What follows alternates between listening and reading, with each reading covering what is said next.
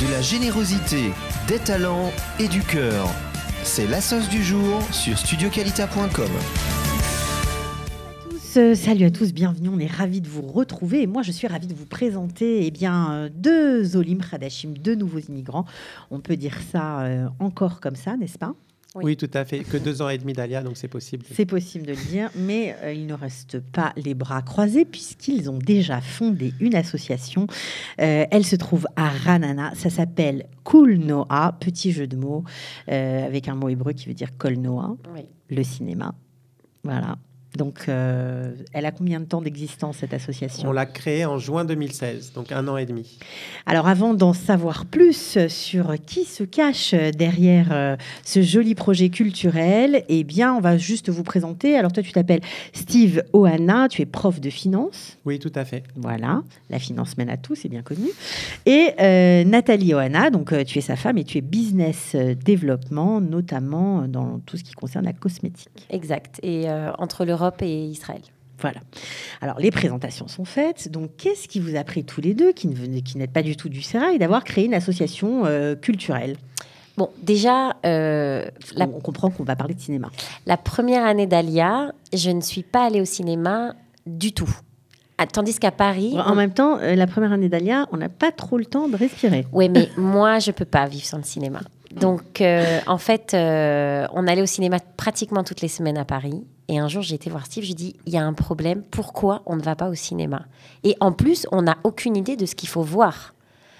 Donc, ça a commencé comme ça. Et couplé... En même temps, au cinéma en Israël, les films sont généralement en hébreu sous-titrés en anglais, ou le contraire, en anglais sous-titrés en hébreu. Donc, c'est pas toujours évident. C'est pas évident. Aucun espèce de repère sur vraiment qui fait quoi, les comédiens connus, les réalisateurs à pas manquer, etc. En plus, en France, on allait tout le temps au Festival du film israélien, qu'on ne loupait pas chaque année, qui était dans notre quartier. Et c'était là-bas qu'on se régalait, parce qu'on voyait tout le cinéma israélien de l'année en 4 jours. Donc, il y a eu ça comme racine. Et pour ma part, c'était couplé à une frustration de ne pas être assez en contact avec les Israéliens. Alors, c'est quoi ? Ça veut dire que lorsque vous étiez à Paris, vous aviez l'impression de mieux connaître la culture israélienne que lorsque vous êtes arrivé ici ? Oui, parce qu'on avait plus de temps. Et qu'on avait des bons babysitters. Donc, fort de ce constat, qui a commencé ? Qui a dit, il faut qu'on bouge, il faut qu'on fasse quelque chose ? En fait, c'est à ce moment-là qu'on a rencontré Isabelle et Johanna qui ont créé une magnifique association, le Jardin Français. Ok, donc Isabelle Mkies et Johanna Vanish qu'on salue. Voilà. Non, j'ai inversé. C'est Johanna Mkies et Isabelle Vanish qu'on salue. Voilà. Et puis, on a brainstormé. Et on voulait tous les 4 faire quelque chose, contribuer. Et le fruit du brainstorming, le bébé du brainstorming, c'est Kol Noa. Voilà. Et évidemment, on s'est posé une question, c'est qu'est-ce qui intéresse les Israéliens chez nous, en tant que Français ? Et on y a répondu par 2 choses, la gastronomie et la culture. Et on s'est dit, on commence par la culture et ensuite on s'attaque à la gastronomie. Alors, ça veut dire quoi ? C'est une association qui est destinée aux Israéliens francophiles ou aussi aux francophones ? Ou les deux ? En fait, c'est destiné à tous ceux qui ont envie de voir un bon film, qu'ils soient français ou israéliens, puisque dans les 2 cas, ils comprendront. Ça veut dire quoi ? Ça veut dire que vous diffusez des films sous-titrés, des films en français sous-titrés en hébreu ou le contraire ? Alors, chaque mois, un mois, c'est un film français sous-titré en hébreu. L'autre mois, c'est un film israélien sous-titré en français. Donc, on attire dans notre public des Israéliens... Il faut parler bien près du micro parce que sinon, on ne va pas vous entendre. On attire dans le public des Israéliens qui ont une attirance pour la culture française et des Français qui veulent découvrir le cinéma israélien.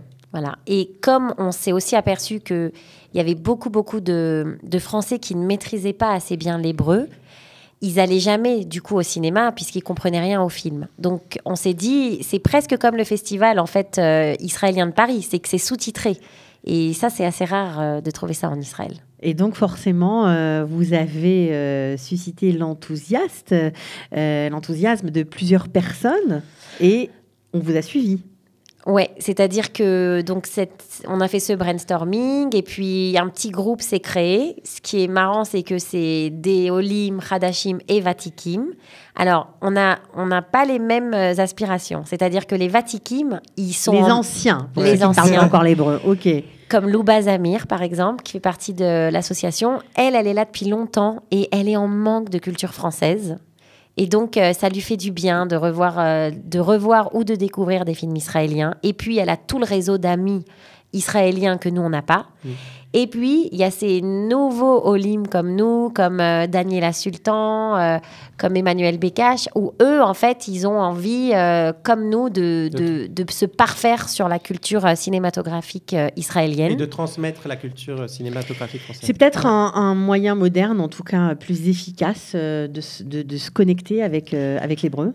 Oui. Plus efficace que l'Ulpan. En fait, c'est du plaisir. C'est-à-dire que quand vous êtes au cinéma et que vous voyez des expressions, que vous commencez à comprendre, en fait, ça va avec l'Ulpan. Il n'y a pas de contradiction. Ça renforce. D'ailleurs, nos profs d'Ulpan, systématiquement, nous ont fait intervenir dans les classes pour expliquer ce qu'on faisait, parce que ça les intéresse. Pour elles, ça fait partie du cursus pédagogique d'un Olé Hadash. Mais ce qui est sympa, c'est que c'est une initiative qui vient de la société civile, parce qu'aujourd'hui, on parle beaucoup d'Alia, de Klita, d'intégration, etc. Et on cherche des méthodes, des moyens, notamment pour que la langue soit acquise, parce que c'est la base et c'est là où les Français pêchent. Oui, et moi, en plus de ça, je me suis mise à faire du théâtre en hébreu.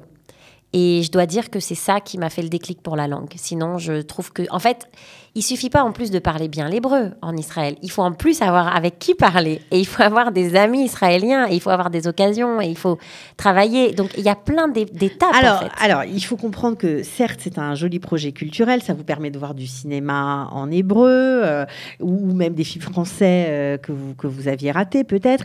Mais aussi, ça fait du lien social avec des Israéliens. Ouais, en fait, moi, j'attends cette soirée tous les mois avec impatience parce que je sais que je vais communier avec des Français, des Israéliens, l'Oméchané. On s'en fout, en fait. On va parler du film. Les Israéliens vont me raconter ce qui les a interpellés, choqués, surpris, ce qui les a fait éclater de rire. Parfois, c'est très différent de ce que les Français vont dire. Mais en fait, on est autour d'un buffet français. On mange des macarons. Oui, parce qu'il faut préciser qu'après chaque projection, voilà. Évidemment, il y a à manger. Voilà. Et en fait, on est dans un lycée. C'est assez simple. C'est-à-dire, c'est vraiment... on n'est pas là pour le fast, pour la grande salle de cinéma. Mais c'est hyper convivial.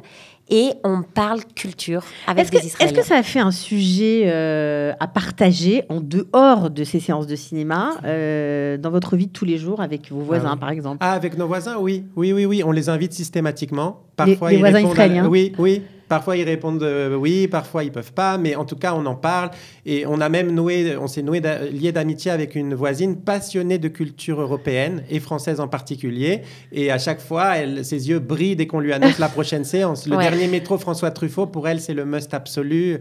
Et elle nous est reconnaissante de lui faire partager quelque chose comme ça. Oui, parce que moi, j'étais très frustrée. Quand je rencontrais des Israéliens, j'allais pas leur parler de mes enfants. J'allais pas leur parler de mes galères de Ola Hadasha, parce que ça les intéresse pas. Mais non, mais quelle galère. Non, du tout. Voilà. De quoi j'allais leur parler? J'allais pas leur parler de l'actualité parce que j'étais pas assez branchée. Puis en plus, la politique, vraiment, c'est le dernier sujet à évoquer. Donc maintenant, j'ai un pitch en or. Parce que d'abord, c'est un pitch qui change tous les mois. Qui est, on parle de films français, on parle de films israéliens, tout est ouvert, ils peuvent venir quand ils veulent, ils peuvent venir avec des amis, c'est pas cher, c'est à Ranana. Combien c'est la séance? Alors, c'est 50 les deux places. Donc et 30 shekels la place. 30 shekels. Ok, d'accord. Et avec le buffet, donc ça devient quelque chose d'intéressant. Ouais. Et voilà, et donc, par exemple, à l'école de mes enfants, dans les classes de mes enfants, en fait, je peux parler de tout ça avec n'importe quel parent, donc j'ai enfin mon pitch. Un petit sujet de conversation, un terrain commun. Exactement. Parce que sinon, c'est difficile à nos âges de créer des choses communes. Tous les deux, on ne travaille pas encore à 100% en Israël. Donc, c'est difficile de générer ce dialogue. Et on commence à trouver qu'il y a un fil qui se noue. Alors, qu'est-ce que vous avez diffusé comme film depuis le démarrage de l'association? Alors, comme film israélien, il y a eu Les ailes brisées. Ok. Il y a eu 2 films sur l'armée, mais alors complètement différents. Un, l'armée des années 60 avec la troupe Aleaka, donc la troupe, et un beaucoup plus récent qui décrit la situation des femmes à l'armée, donc très intéressant. C'est Efes Beyarase Enoch en français ou en anglais, Zéro motivation. Et puis là, demain, on va rendre hommage à Ronit Elkar. Ce soir, parce que l'émission est enregistrée, mais elle sera diffusée donc ce soir. Voilà, donc ce soir. Un film très fort. Dur de Ronit Elkabetz, qui fait partie d'une trilogie, un très joli film qui fait découvrir aussi la société israélienne, qui parle des femmes. C'était un sujet qui lui tenait beaucoup à cœur. D'ailleurs, on en profite, si vous ne la connaissez pas, il y a une exposition au musée de Rollon extraordinaire. Ça vous a plu? Oui. Magnifique, très touchant. Ouais. On a senti que c'était quand même une vie un peu comme ça, qui s'est arrêtée d'un coup. Bon, elle est morte d'un cancer il n'y a pas très longtemps et voilà, elle a réalisé Get, très joli film que je vous engage, avec son frère Shlomi, que je vous engage à aller voir évidemment. Bravo pour ce choix. En fait, on fait des choix qui sont à chaque fois des choix pas faciles. On nous le reproche parfois. On nous dit, mais pourquoi vous nous mettez pas quelque chose qui... Genre, qu'est-ce qu'on a fait au bon Dieu? Et puis, au moins, c'est réglé, quoi. Ou en Israël... Donc, vous choisissez des films de cinéphiles, on va dire. Oui. Alors, c'est difficile. C'est vrai que c'est difficile. On a beaucoup de débats au sein de l'association. Mais notre parti pris, c'est de montrer des choses qui, justement, sont moins évidentes que ce que vous pouvez voir. Loin des stéréotypes. Oui, c'est des films qui bousculent. Get, c'est un film qui a engagé un débat, même international, pas que en Israël, sur la situation des femmes. Donc, Zéro motivation aussi, c'était difficile parce que c'était très, très critique sur l'armée, alors que l'armée, c'est quand même un sujet sacré. Et... Alors justement, quand on est français, qu'on vient par sionisme, par idéal, de désacraliser un peu une institution comme l'armée, ça doit être dur pour ceux qui regardent, qui ne sont pas du tout habitués à ce genre de choses. Moi, je crois que ça doit faire partie du cursus obligé du Olé Hadash. La désillusion. La déconstruction des mythes, etc. Et de voir comment les Israéliens perçoivent eux-mêmes leur propre société. Parce que c'est fondamental. Sinon, nous, on arrive avec nos clichés, nos stéréotypes et tout, qui ne correspondent pas. D'ailleurs, parfois, on choque des Israéliens un peu plus âgés, qui, eux, sont restés avec les stéréotypes Tsahal, et ils sont choqués de voir ce qui est devenu Tsahal et comment les jeunes, et surtout les jeunes femmes, perçoivent elles-mêmes leur situation dans Tsahal. Voilà, pareil avec Get, je pense qu'on aura aussi un débat intéressant à la fin du film. Donc alors, si vous habitez Ranana, si vous voulez aller voir ce film et participer à cet élan, on va dire, à cette association Cool Noah, créée par nos 2 invités du jour, voilà, entre autres. Eh bien, allez-y, mais ils font comment pour y aller? C'est où? C'est à quelle heure? Alors, 20h15, dernier délai. Lycée Tichon Aviv, c'est boulevard Aprachim à Ranana.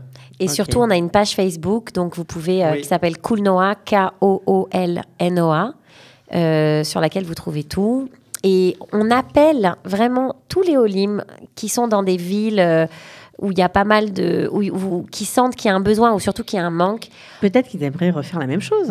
Nous, on serait ravis, en fait. De les aider. Et honorer. Et on aimerait que ça soit sur le terrain de la culture ou du théâtre ou de la gastronomie, mais créer ces ponts.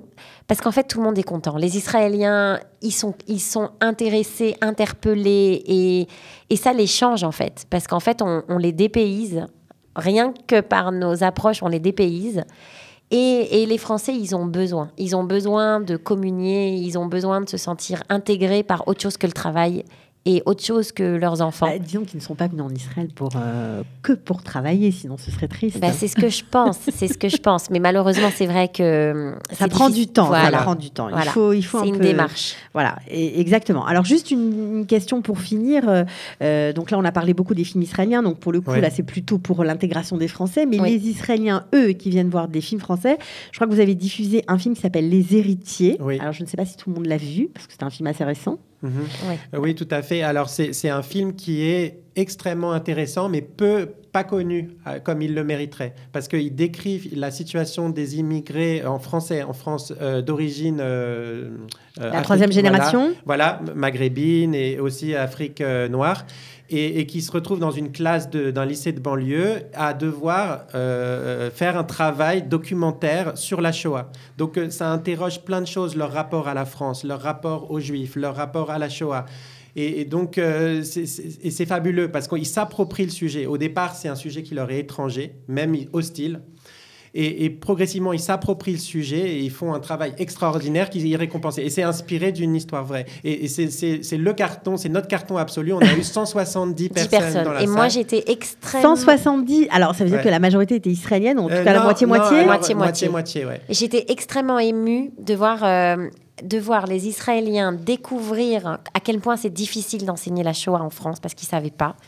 Et puis de voir cette transformation tout au long du film pour finalement aboutir à une apothéose, parce qu'on ne va pas révéler la fin du film, mais il y a une apothéose. J'ai été extrêmement émue j'avais évidemment vu ce film en France, mais de le revoir à Ra'anana, au sein de Kool Noa, après un an d'Alia, avec mes voisines israéliennes.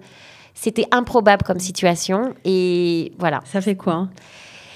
On a fait du chemin, quoi. On a fait du chemin depuis la rue des Batignolles dans le 17e à Paris. En peu de temps, on a changé vraiment radicalement de vie. Ok. Alors, d'un point de vue personnel, puisqu'on parle de sentiments personnels, de ressenti, est-ce que tu as eu une belle rencontre grâce à Kool Noa ? Oui, j'ai eu une très belle rencontre qui était avec notre voisine et puis ensuite avec sa fille et son gendre. Parce qu'en fait, on a trouvé des personnes qui étaient captivées et passionnées par tout ce qui concerne l'Europe, qui adorent voyager, qui revoient tous les films qui sortent, voilà. Et en fait, on a noué une relation qui était presque une relation d'équilibre. Parce que moi, évidemment, j'ai mon fantasme de rencontrer des vrais Israéliens. Et eux, ils avaient l'impression de voir une vraie Parisienne. Voilà, et c'est vrai que, l'année dernière, pour l'anecdote, on a passé le Seder de Pessah chez eux. Grâce au fait que vous avez créé cette association, vous les avez rencontrés alors qu'ils étaient sur votre palier, vous n'auriez pu jamais leur parler, en fait. Vous leur parliez pas, peut-être que jusque-là. Non. Ok. Et en fait, donc ils vous ont invités chez eux. Ils nous ont invités chez eux, mais aujourd'hui, c'est des amis et leurs enfants sont des modèles pour nos enfants. Et ils vous ont invité pour le Seder de Pessah ? Ouais, il y avait que leur famille et nous au milieu. Ils ont même invité mes parents. Donc la soirée était un peu... Il manquait les sous-titres, pour le coup, qu'on a à Kool Noa. Et en fait, moi, j'appelle ça ma sortie d'Égypte parce que j'ai été méga fière d'être à la table d'Israéliens. Alors, je sais qu'il y en a qui me trouvent un peu ridicule en disant « Mais arrête avec... Ton envie de rencontrer tout le temps des Israéliens, etc. » Mais pour moi, c'était un premier pas vers ce qu'on appelle un peu une intégration. Oui, parce qu'en même temps, si on ne fréquente pas d'Israéliens, vivre uniquement entre francophones, ce sera toujours moins bien qu'en France, forcément, puisqu'on ne choisit pas. C'est ça. Les francophones qui sont là, on vit avec ceux qui sont là, peu importe, ce sont des gens parfois qu'on n'aurait peut-être jamais rencontrés dans notre ancienne vie. Donc c'est plutôt sympa de voir des gens, de parler avec des gens pour qui on est venu aussi. En fait, moi, j'estime qu'on a besoin des deux. Je vais pas tomber dans le cliché de dire je ne veux voir aucun Français parce que... Et d'ailleurs, vous le résumez bien dans l'association, puisque vous faites les deux, cinéma israélien, cinéma français. On ne veut pas choisir entre papa et maman, on prend les deux. Ok, en tout cas, je vous trouve formidable. Je trouve que cette association est pleine de peps. Vous avez de belles motivations. Et puis, en plus, tout ça autour du plaisir de partager un bon film. C'est un bon film, un bon repas, apparemment. Steve tient, je crois. Steve tient au bon repas. Oui. Je ne suis pas le seul. Les Israéliens, on s'est aperçu qu'ils sont très, très, très friands. Ah oui, quand on ne met pas les macarons, ils nous regardent de travers, genre, mais il faut un macaroni. Alors on dit non. Ça arrive. Ça arrive. Ok, alors bonne chance pour Kool Noa. Bien sûr, c'est à Ra'anana. La projection de le Get de Ronit Elkabetz et Shlomi Elkabetz, c'est ce soir au lycée Tichon Aviv à partir de 20h. 20h, voilà. C'est payant, mais c'est pas très cher, 50 shekels pour deux. J'espère que vous allez bien vous régaler, que vous allez apprécier le film et que vous allez prendre rendez-vous tous les mois. Avec plaisir. Voilà. Et puis moi, j'espère aussi, puisqu'il y a une page Facebook qui s'appelle Kool Noa, dans d'autres villes, pourquoi pas à Ashdod et pourquoi pas à Jérusalem et pourquoi pas à Tel Aviv, je crois que ça commence grâce à la mairie de Tel Aviv. Mais pourquoi pas faire la même chose ? On serait honorés. Ok, super. Merci beaucoup d'être venu. Merci. Ciao.